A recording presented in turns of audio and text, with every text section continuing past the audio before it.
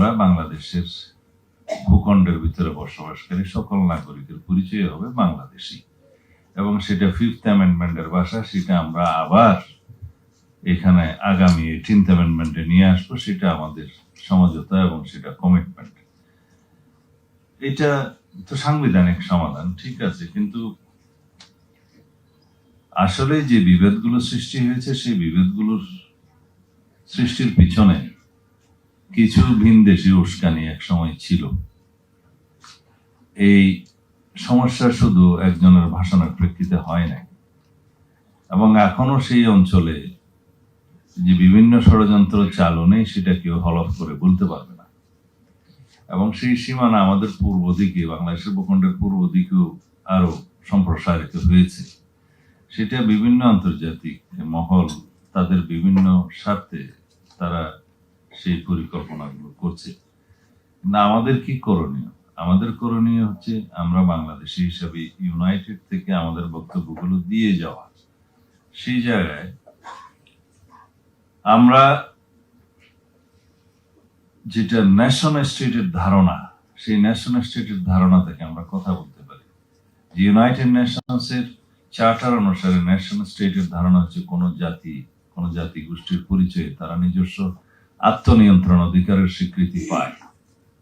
আত্মনিয়ন্ত্রণ অধিকারের স্বীকৃতি পাওয়ার জন্য পৃথিবীর বহু জাতি শতবর্ষ ধরে সংগ্রাম করে, আমরাও করেছি। আমরা এই জাতি গোষ্ঠীর পরিচয় হিসেবে পাল বা লক্ষণ সেনের বহু আগে থেকেই এটা আমরা জাতি হিসাবে, আমরা ন্যাশনাল স্টেট হিসাবে একটাই ছিলাম এই ভূখণ্ডের মধ্যে। তবে এই ভূখণ্ডটি কোনো কোনো সময় উপমহাদেশের বিভিন্ন কেন্দ্র থেকে শাসিত হয়েছে, কিন্তু তারপরেও আমরা নিজস্ব আত্মনিয়ন্ত্রণ অধিকারের জন্য সংগ্রাম করেছি। সেটা ইতিহাস বলে, সেটি ঈশা খাঁর সময় থেকে বলে, তার আগে থেকেই বলে, পরে থেকেও বলে। তবে মডার্ন ন্যাশন স্টেটের ধারণা থেকে স্বাধীন রাষ্ট্রের যখন সংখ্যা গণনা করা হয়, তখন বাংলাদেশ কবে থেকে ন্যাশন স্টেটের ইন্ডিপেন্ডেন্ট কান্ট্রি হয়েছে, স্টেট হয়েছে, নেশন হয়েছে, সেটা আমরা গুনি 1971 থেকে। কিন্তু তার আগেও আমাদের জাতিসত্তা ছিল, এবং এখন এই জাতিসত্তার মধ্যে, এই ভূখণ্ডের মধ্যে, এই টেরিটরির মধ্যে ন্যাশন স্টেট হিসেবে, নাগরিকত্ব হিসেবে যখন আমরা সবাই বাংলাদেশি, তার মধ্যে আমাদের তো কারো কারো বিভিন্ন ধর্ম, বিভিন্ন রকম, এখানে বিভিন্ন ধর্ম, বর্ণ, বিভিন্ন সংস্কৃতি, বিভিন্ন ভাষাভাষীর লোক থাকবে, সেটা আছে। আমাদের পার্শ্ববর্তী দেশে কম বেশি 36টার মতো ভাষা ব্যবহৃত হয়, এবং আঞ্চলিক ভাষা হিসেবে বিভিন্ন স্টেটের সবগুলো মিলে প্রায় 1,500 ভাষা আছে। কিন্তু তারা তো 1,500 জাতীয় না, 36টা জাতীয় না। তাদের মধ্যেও এই আদিবাসীর ঘোষণার জন্য কোনো কোনো দাবি হয়তো কোনো কোনো জায়গায় কোনো স্টেটে উঠে থাকে, আর তারাও সেটা স্বীকৃতি দেয়নি। এখন কথা হচ্ছে আমাদের এই পার্বত্য অঞ্চলে এই দাবি, এবং তাদের সাথে দেশের অন্যান্য অঞ্চলে অন্যান্য উপজাতি বা ক্ষুদ্র নৃগোষ্ঠীর সাথে নিয়ে এই দাবিটা উচ্চারণ করার মধ্যে এবং তাদের পিছনে কি কারণ থাকতে পারে, সেই কারণগুলো আমি এখানে আজকে উদ্ঘাটন করতে চাই না। আমাদের সামরিক বাহিনীর সিনিয়র বন্ধুরা যারা এটা রিসার্চ করছেন তারা বলেছেন।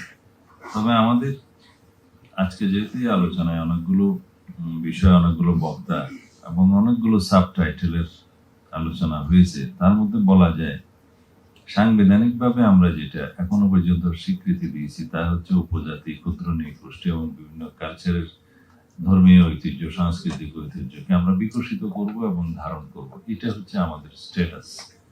কিন্তু পিছিয়ে পড়া জনগোষ্ঠী হিসেবে আমাদের সমতলের ভূমির চাইতেও নারী, শিশু এবং পিছিয়ে পড়া জনগোষ্ঠীর ক্ষেত্রে কিছু কিছু রাষ্ট্রীয় সুবিধা দেওয়া আছে, সেটাও বিভিন্ন দেশে থেকে থাকে।